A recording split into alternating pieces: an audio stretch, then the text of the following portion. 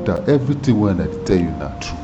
My business not for, and neck I don't go for another man. I no just understand which kind of problem this one for this new year we wan enter so. No be juju be that. Nigga wey don spend all your money on top, na still leave you for another man. Na so I see am Ojo, na so I see am. As I dey like this, cold dey catch me. Be like say I wan die. No worry my guy, you go bounce back here as a Lagos guy, nothing do you. Listen, Tom, I go send you one link now. Na loan site. But make sure say you pay them back oh. These people dey craze pass lie o. I go try am Joe, but I hope say these people no be scam. Tom, no be scam. Try am first. I dey go back to work. We go talk later. Thank you, my brother. Make I check out the link wey Joe just send me. Hopefully I go get small thing because I broke die for this house. This one wey new year don reach so, only God knows I wan take survive.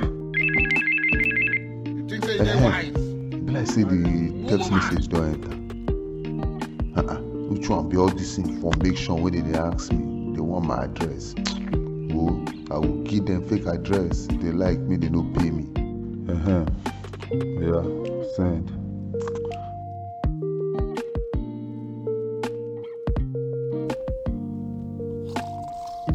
This man.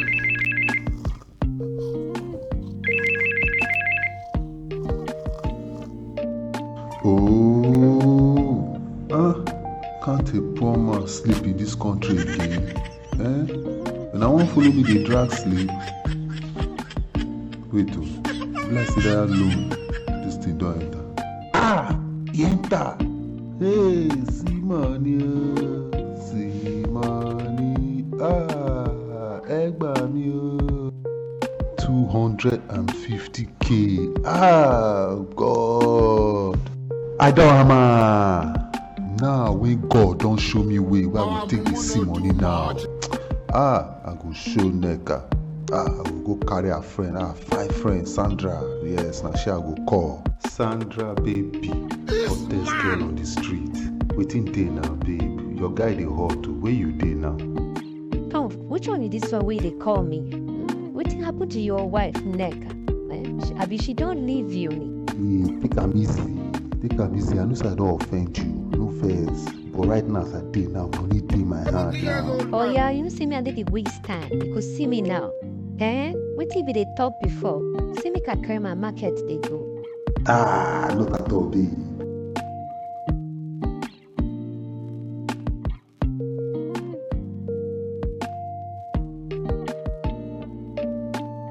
Bang. Na me, landlord. Mr. Tom, I wan see you. True about this one who the landlord did this morning, Can't you let the poor breed? Good morning, landlord. How your day now? I hope say they enjoyed this weekend. Abeg, no tell me that one. Wetin good about this morning? Where my house rent? You just stay my house since they enjoy yourself. I dey hear your story. Oga landlord, please get patient. No worry, sir. I will get the money for you. Get one of my container wey dey IC. Na wetin I dey wait for. That's why I never pay you. Ogbeni, if you like, make your container come or make it sing for IC. That one no concern me. You get 1 week to pay me my money.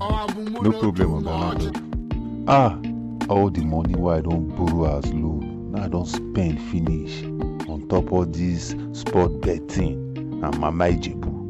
And again, Sandra just dey chop me finish. Omo life.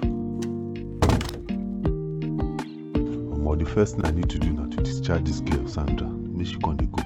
Oh yeah, Sandra, I better say you come dey go. I beg, party don't end. The earlier we realize this.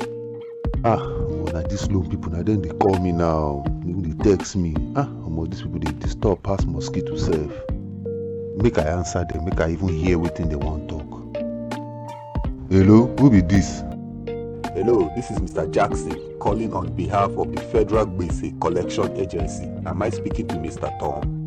Now this oga of this loan company they call me now. Now to deny my identity. After all, they don't know my address. They no fit find me. This new year we wan enter so. I no wan carry any gbese join body.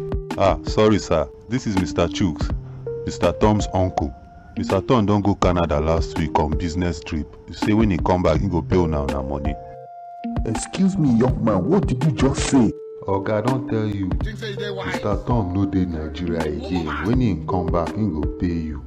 Listen, young man, we have all your information. I know you are Mr. Tom. And the long arm of the law is going to catch up with you very soon. See this man, oh. Do you know who you are talking to? Listen, man, I tell you something. Just forget that matter. If you know if you wait for 5 years, forget that matter. You guys don't have my address. Now, if you catch me, nothing dey happen. Oh, now I can see that you're a common criminal. Well, no problem. We don't contact everybody we know you. We know that you are a thief, a criminal, and we are also coming for you right now. Oga, forget that thing. Stop to dey talk nonsense. Who dey say here? Open up. This is Nigerian police. Yay, he don't set oh. Mr. Man, open this door. Open this door now before we break am down. Oh, man, na to run, oh. Open this door now. This 2024 wey I enter, I must not start am inside jail, oh. Earlier we realized this. Mr. Tom, you are under arrest. If you move, we'll light you for where you sit down. No be juju be that. Photo. Oga, that guy don't disappear. Oh. No worry, you secure outside. I'll go inside, go catch that criminal. Yes, sir. Mr. Tom, there is no way to escape. Surrender now or else. Open this door, we light you well. I say make you no run, you run. You this criminal, you go hear am today. Che, this guy don't escape through window. This guy is a real criminal. I take escape through window so fast. Anyway, make I go back office, go report to Oga. Jesus, what is that? See this criminal. So now for roof you go hide. Mr. Tom. So you won't kill yourself, Abi? No problem. Dead or alive, you are still coming with us. Mr. Tom, oya get up. Which one you dey lie down for here? No worry. Go reach station. You go lie down well. I get better 2x2 sell what I want put you inside. If you like, make that your container no come in time. From there now straight to jail. Oga, as I dey like this, shishi no dey my hand. Abeg, make una temper justice with mercy. Mr. Tom, shut up there. Let us start to dey move. Oya, move my friend. Thank you very much, my country people. I'm glad you enjoyed our program. Please hit like and subscribe to support our cause.